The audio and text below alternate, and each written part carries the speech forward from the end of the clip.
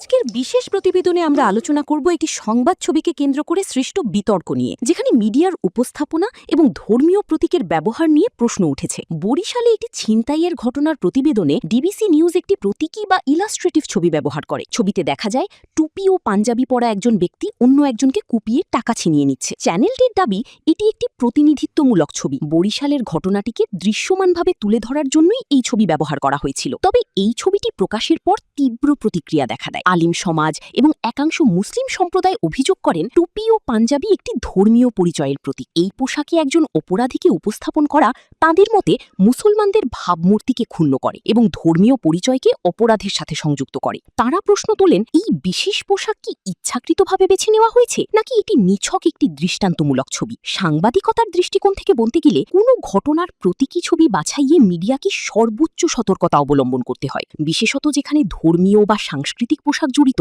সেখানে সংবেদনশীলতা অপরিহার্য। ডিবিসি নিউজ এখন পর্যন্ত এই বিষয়ে আনুষ্ঠানিক বক্তব্য দেয়নি। বিষয়টি আমাদের স্মরণ করিয়ে দেয়, সংবাদ মাধ্যমের দায়িত্ব শুধু তথ্য পরিবেশন নয়, বরং সামাজিক সম্প্রীতি রক্ষায়ও তাদের ভূমিকা রয়েছে।